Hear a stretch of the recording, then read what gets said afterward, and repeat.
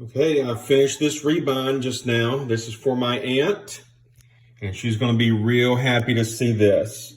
This Bible had experienced a lot of use, a whole lot of use, and it had just fallen apart. It's a glued binding, not a sewn binding. So what I did was I took off the old cover, and I got the spine in the press, and I sawed 10 channels and ran some bookbinder's cord in those channels.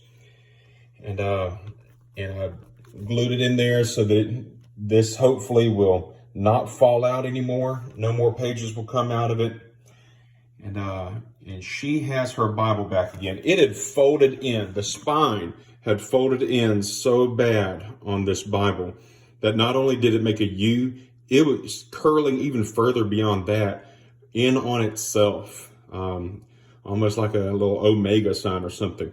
But I was able to undo that and get this spine almost straight, not completely straight, but almost completely flat. So that is a great success. And now she has her Bible back, and even more. This beautiful Cowhide Pullup.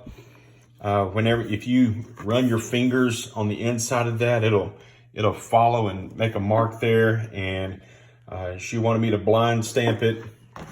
I did that, and I had never stitched before, and so this is my first time doing a perimeter stitch, and I hope I made my mama proud. It took me about 2 days to finish this stitch, and so I got it done. I think it looks really good with this silver colored, gray colored stitch, perimeter stitch that matches the 4 silver, or these are platinum ribbons from Ribbon Bazaar on Amazon.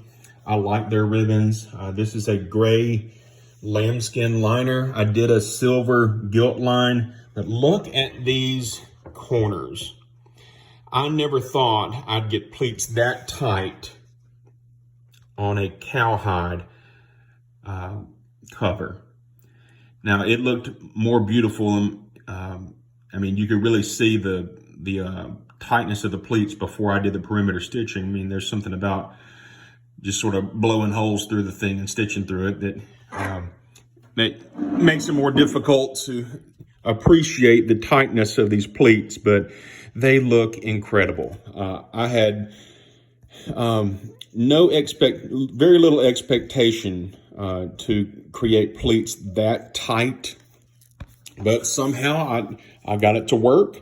I used my knife and pared down these corners so thin that I was able to do that, even though we have a pretty thick cowhide pull-up. And she is going to love this Bible. I am very proud of it. I know she's happy to just get it back. I mean, this paper is, with all the notes and all the extra things that they have in this format, the paper's got to be pretty thin. So it is pretty thin paper. And these tabs have sort of torn it up. The tabs, if you apply them later on, they catch and they tear over time. So I was able to glue one of them back in. But the title page had completely dismantled, disassembled, and deteriorated. So I printed her a new one on cardstock. And that is basically exactly the way the original looked. But now it's on cardstock that's not all wrinkled up. I got the images, I scanned them in.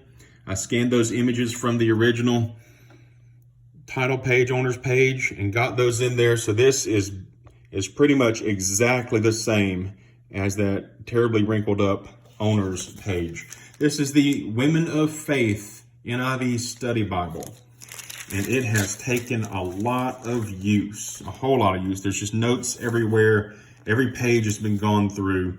And so she should be very excited. I know she's going to be very excited. I think I've got some visits to make over in Shreveport. And so I might be able to drop this off to her But we got white head and tail bands, and it's back. She has it back. So, and that's the best part about it. But man, when you get it back better than ever, and this thing is in better shape now, besides the wrinkles and stuff and maybe some tears in the pages, but it's in much better shape than it ever was whenever it was produced from the manufacturer.